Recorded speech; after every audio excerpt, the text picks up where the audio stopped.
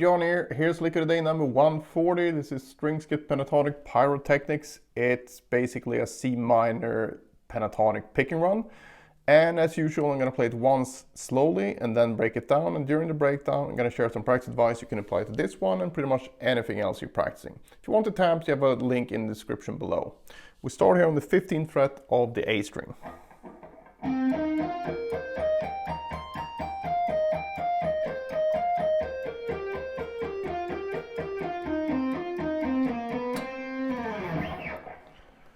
So we start here with this string skip shape. So we have 15, 18, 20 on the A string. Starting with a downstroke, all alternate picked. Then we have 15, 17, 20 on the G string. And then on the high E string, we're gonna have 15, 18, 20, just like the A string. So. And from this point, from that note, we're going to go down, back again, 3 notes, and then we're going to add this 5-note pattern. You can view this 5-note pattern as, if you just look at the frets here, 16, 18, 20, we're going to play 2, 1, 3, 2, 1. So it's not the fingering, it's just a note from left to right. So 2, 1, 3, 2, 1. It's a 5-note pattern. So we have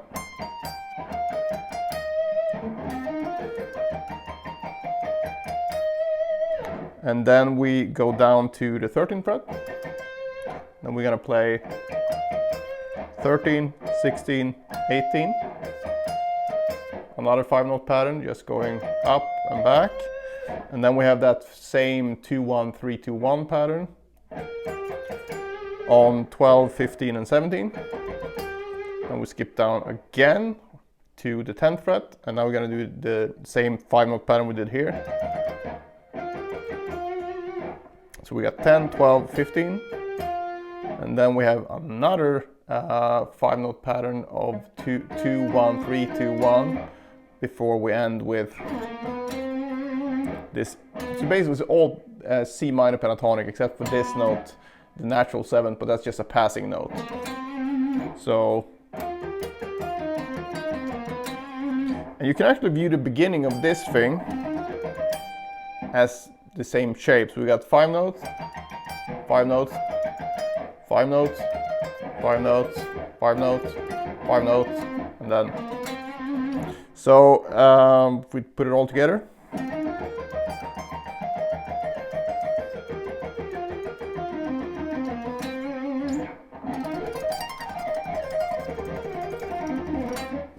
So basically, to practice this, I think the hardest part would probably be this thing. And while we don't go back in the actual lick, I think it's a good idea to practice that because you also get 16 notes here. So you got 1, 2, 3, 4, 1, 2, 3, 4, 1, 2, 3, 4, 1, 2, 3, 4, 1. It's a pretty handy pattern to just practice. So.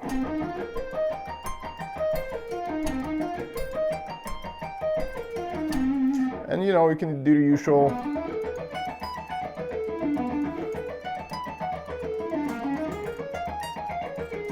Just go down the fretboard like that.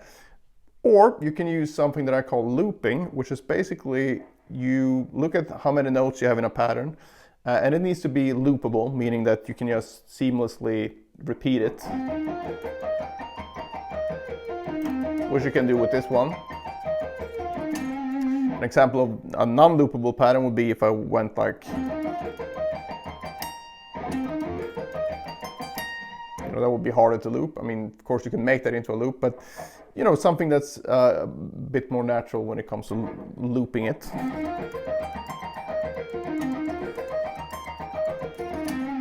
And what you can do now is that you start on each part of the loop. And this loop is kind of on the longer end because you have 16 notes, 1, 2, 3, 4, 5, 6, 7, 8, and so on.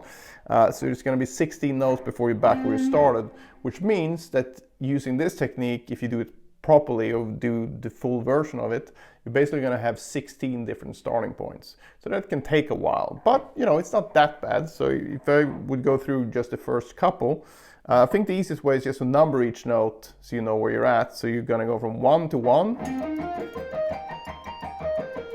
So we do that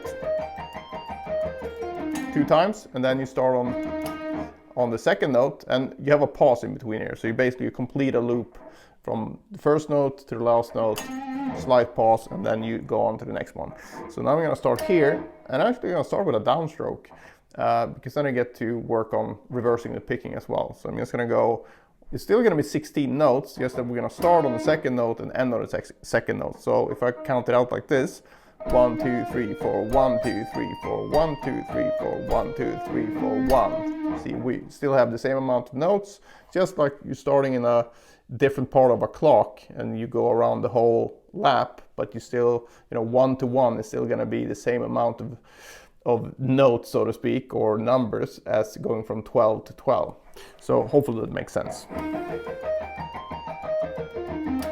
Start on the third note. Whoops.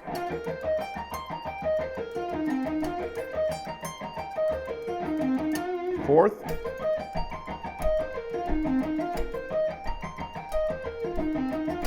Fifth.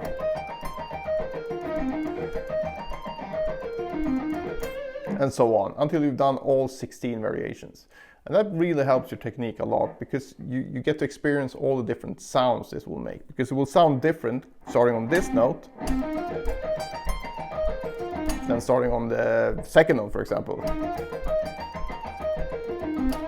And the reason for that is because the accents will be on different notes, so it's gonna bring out a different sound, basically. So if you haven't tried this before, might be a bit tricky with this one because so many notes, but try it on something simpler, maybe a G minor pentatonic. Yes, the first, that thing, so we got 1, 2, 3, 4, 1, 2, 3, 4, 1, 2, 3, 4, 1, starting on the second note, third note,